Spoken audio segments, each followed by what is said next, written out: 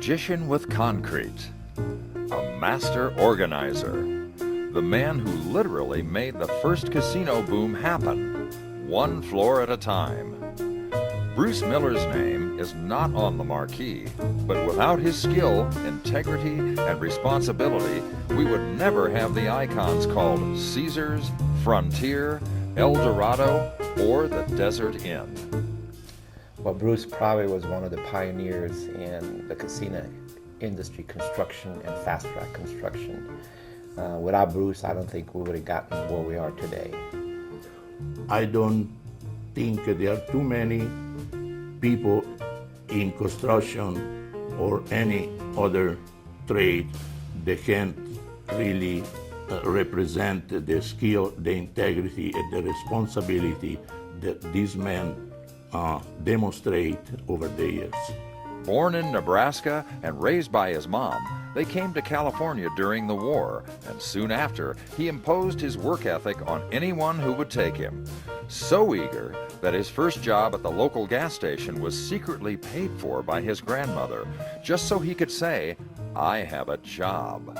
By 17, he took up carpentry and began work on the LA piers, watching the Spruce Goose take its only flight. Bruce served in the Army, Okinawa and North Africa, and then it was back to work in Southern California, the Torrey Pines Lodge, and the Miramar Inn, hooking up with a young apprentice named Correo.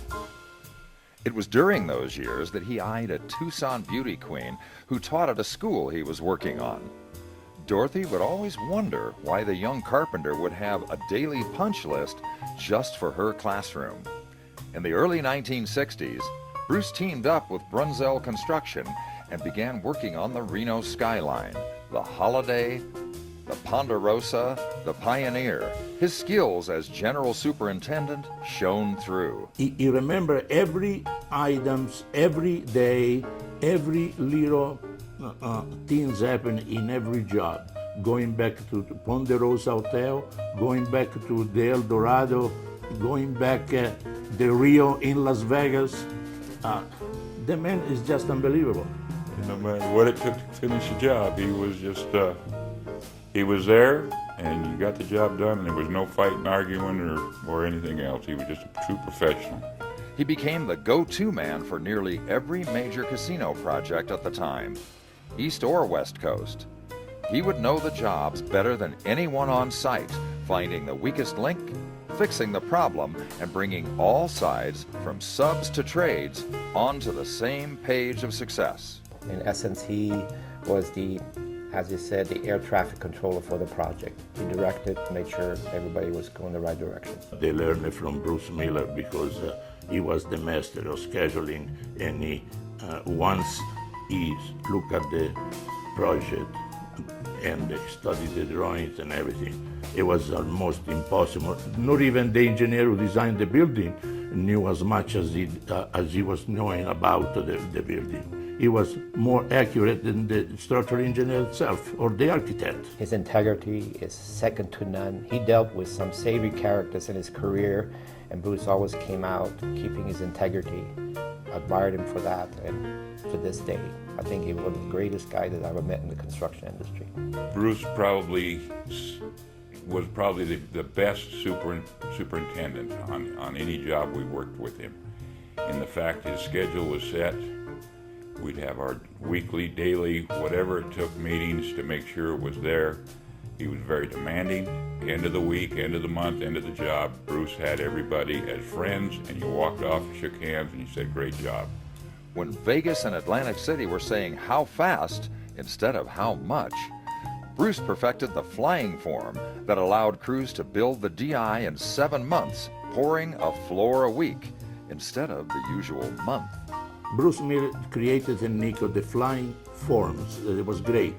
They didn't apply on the Frontier Hotel, but they were applied to some of the Reno buildings, like the Circus.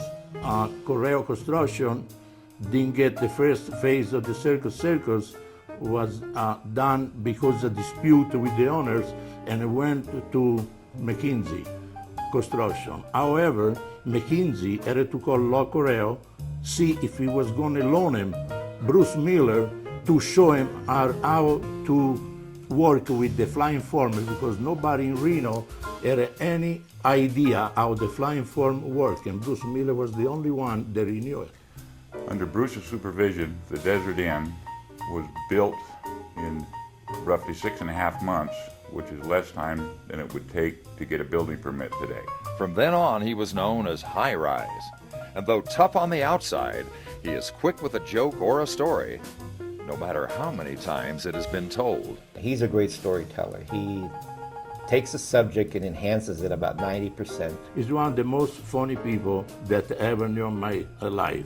Great. He has a great career. I think I'm waiting for the movie. With skill, integrity, and responsibility, Bruce Miller is no longer an unsung hero, but is recognized as the driving force for modern construction in Nevada and beyond. Bruce Miller, the Sir Award.